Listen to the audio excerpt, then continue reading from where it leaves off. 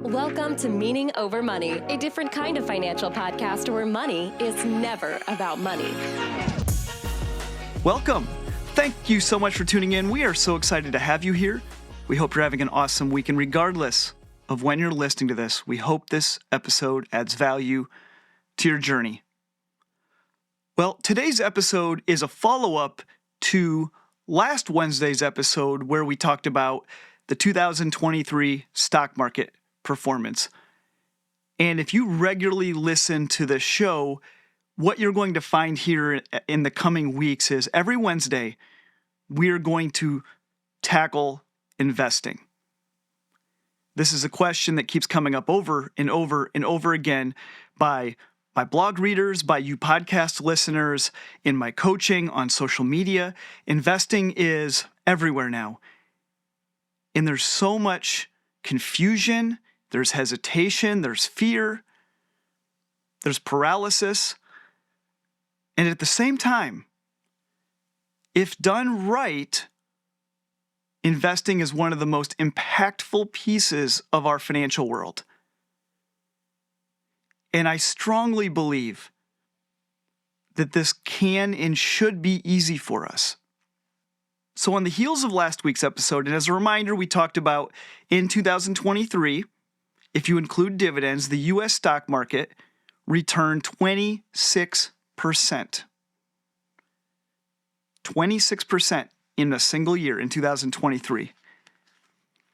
And the context of the episode was I had a friend who had a really good stock market year, and he was telling me about how good it was, except he didn't realize that it should have been way higher. He thought it was good, but in the context of the overall market, it actually was terrible. And today's episode is a case study on this. It's a sample size of one. It's a friend of mine. And this particular friend, they listen enough to the show and they read enough of the blog that they kind of had the suspicion that they were being sold a bill of goods by their investment professional. They kind of had the sense that maybe things were not as rosy as they had previously believed. They pulled me aside and they said, "Hey, Travis, would you take a look? Here's our account. Can we get in? Can you look at it and give us some thoughts?" Now, I'm 90% sure when I log into somebody's account or they show me or they send me something, I am 90% sure that it's terrible. And this particular family was no different. And I'll give you a little bit of context. I won't give you a lot of context, but I'll give you a little context. This is a family, 30 years old. They haven't gone too deep into investing yet. They're working through some other stuff they have going on, but they're ready to really ramp up this investing. And today, they have $20,000 invested through a financial advisor. So $20,000 age 30. This is important. So I logged in, looked at the array of funds that they were invested in. Now, unlike some people's investment accounts, they didn't have a million different funds. They had 6 or 7, way more than they need, but it wasn't 20, 25 like you see sometimes. So props to them for not having just a huge laundry list of funds. But here's what we found. And what I did is I took their current allocation, the 6 or 7 funds that they were in, I took into account the weighting, what proportion of their 20,000 was invested in each, and I looked at all 6 or 7 funds to see how did those funds perform over the last 10 years. And here's what we found. Over the last 10 years, in the weighting they were in, those array of funds provided an 8.97% return. So let's just round it up to 9. 9% return. Now, when we say the stock market should do 8 to 10% a year, it's historically done 9% over a long time, over 150 years. 9%. That feels good, right? That feels good. And to them, it felt good. When they looked at their numbers and they saw it, it roughly sounded good to them. So I did what I always do is I went and said, okay, those are 10-year numbers. Now, what would a stock market index, just a simple, broad stock market index, what would that have provided?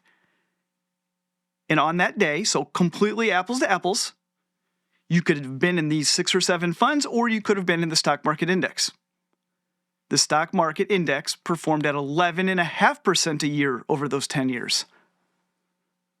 So they performed 2.5% worse than the stock market. 2.5% worse than the stock market. But it gets worse. For the privilege of significantly underperforming something they could have just done themselves easily and simply on their phones, their advisor charged them 1.25% fee per year. So they're already 2.5% worse off than the stock market. And then they got charged another 1.25%. So they're down 3.75% versus the stock market.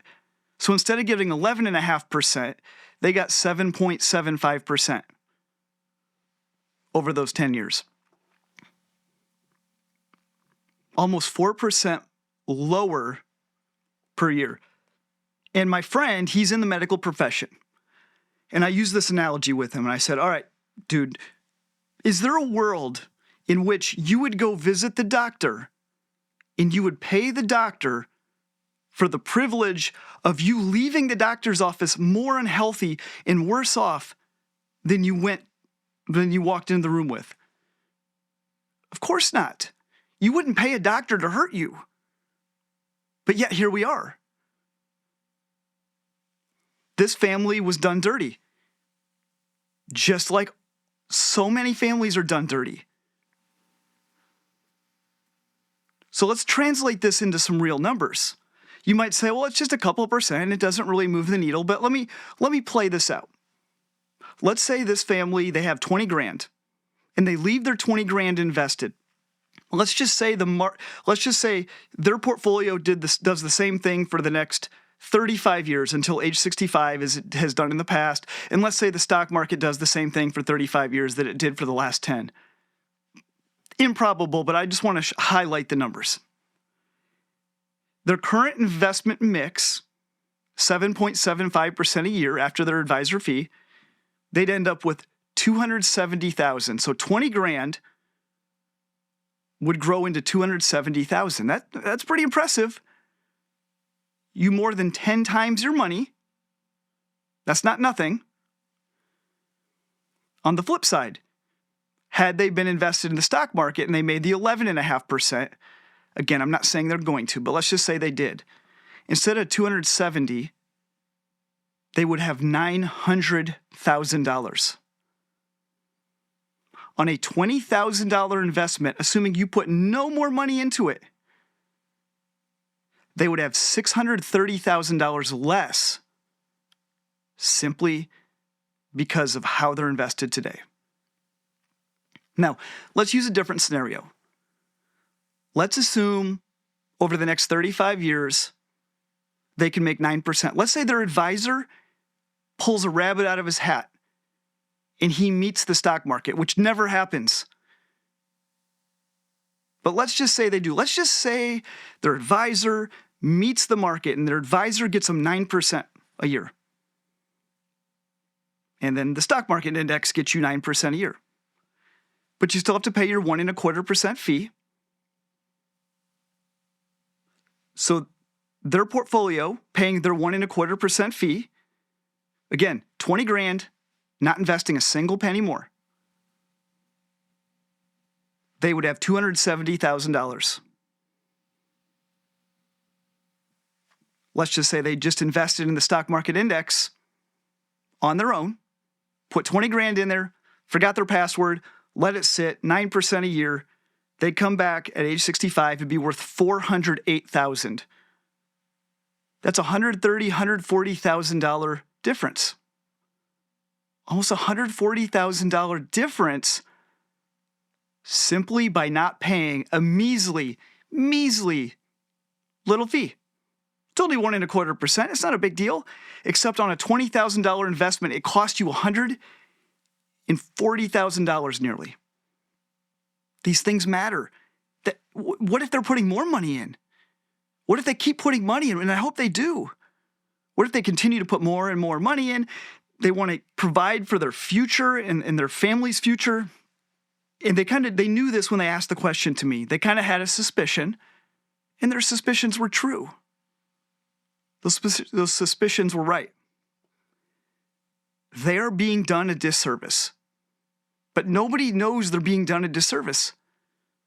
Everyone just assumes everyone else is smarter and knows what they're doing and they're looking out for their best interests. Well, they're not. I do believe there's a role and there's value in financial advisors. I do believe this. I don't want you to hear me say all financial advisors are bad and you shouldn't have a financial advisor and they're all out to get you. I don't think that's true. I have a lot of financial advisor friends. They're some of the best people in the world, and they're serving people very, very well. But you have to ask yourself the question, what value is being added? What value are you getting in exchange for what will work out for most people to be over $1 million in their lifetime of cost? And it's not that you're paying them $1 million. They're not getting $1 million from you. It's the lost opportunity cost of the money that's going out the door. So we need to make sure there's value in whatever we're hiring people to do for us. This isn't me admonishing the entire industry, but rather wanting people to be aware of the true cost of their decisions. And on the flip side, be aware of the opportunity of a different kind of decision. So here's the epilogue of the story. I'm texting my friend, telling him about my results and what I'm seeing. And he said, well, what do I do? And I said, well, one easy thing you can do is you could just go open a brokerage account. At the simplest, purest form, you could go open a brokerage account. You could open an IRA, but in this case, you could open a brokerage account. And he said, well, where would I do that? And I said, well, you could go to Vanguard, you could go to Fidelity, you could go to Schwab. There's several. I think Fidelity and Vanguard right now are probably the two best. And once you're in there, you can put your money in a total U.S. stock market index. It's really simple. In one investment, gets you 3,000, 4,000 different companies, and that's it. And it's funny, 10 minutes later, he texted me and he said, done. I didn't even do it for him. He did it himself. 10 minutes, done. There was such relief in him to know now what he didn't know before, and to know that he has control over his fate. And more importantly, to know that some of these decisions that are seemingly small, they really matter. So I'm excited for them. They're young. They're 30 years old. And now they get to reap the rewards of a system that we have in place now, the tools, the technology, the access that we have to some of the best investments in the world. And they're right at his fingertips. And it'll take him a couple months, but he'll gain a comfort level of doing this. And then it's game over. It's game over. But the first step is to look in the mirror and to ask yourself, how is it really? How am I really doing? Because we can just turn a blind eye and just assume it's okay, it's good enough. But as I hope you see in the numbers that I provided, just from that one $20,000 investment, that adds up over a long period of time, and it can really spiral on us in a good way or in a bad way. So I hope that helps. I hope you could go look at your own investments through this lens. Ask the hard questions. Make sure that you're getting value for whatever you're paying for. Because there's some really incredible tools out there now. The technology is there. The access is there. So I hope this helps. If you have any questions, reach out to us. We would love to hear from you. We would love to hear your feedback. We'd love to hear your ideas. And we hope you have an awesome week. Take care, guys.